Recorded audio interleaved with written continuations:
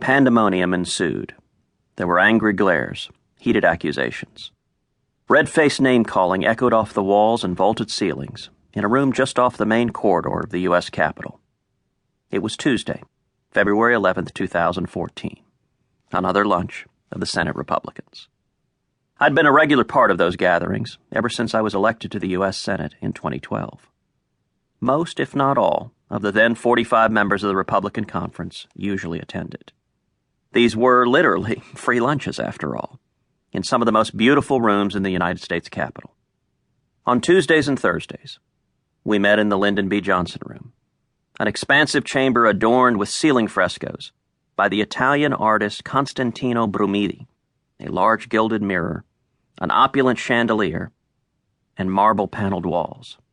On Wednesdays, we met in the Mike Mansfield Room, a wood-paneled rectangular conference room named for the late Senate Majority Leader from Montana. Typically, the party lunches were civil discussions, somewhat plodding, and occasionally instructive. On this day, however, civility was not on the menu. At this lunch, the duly elected members of the U.S. Senate, many who'd served in the august body for decades, were yelling. Not simply raising their voices or speaking loudly, but angrily yelling at their colleagues in the room who'd committed what I'd quickly come to learn was the cardinal sin of Washington, D.C., telling the truth. The events of that week provided yet another example of just how bad things in our nation's capital had become. The issue at hand was the federal debt ceiling.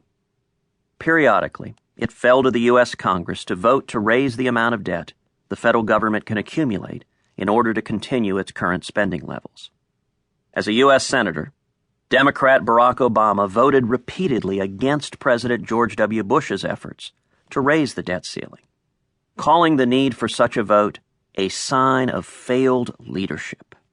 In 2006, Obama had declared that increasing America's debt weakens us domestically and internationally. He added at one point that Washington is shifting the burden of bad choices today onto the backs of our children and grandchildren. America has a debt problem and a failure of leadership. Americans deserve better.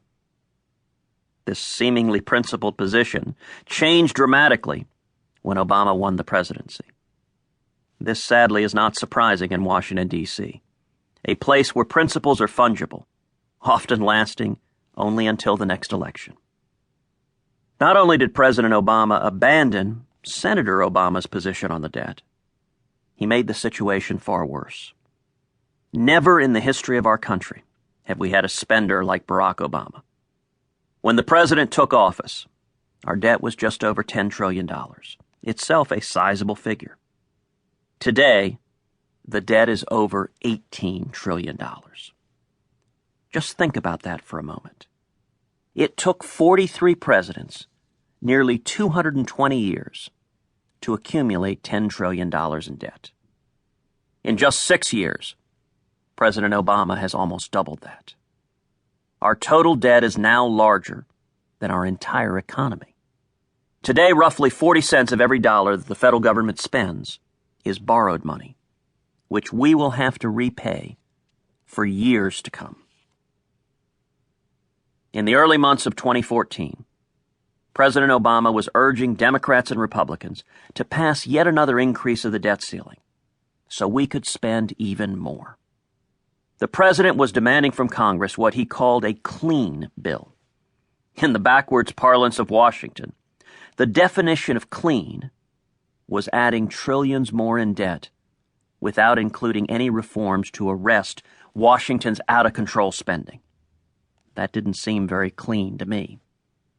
President Obama needed Congress's help to carry out his spending plans. I saw this as an opportunity.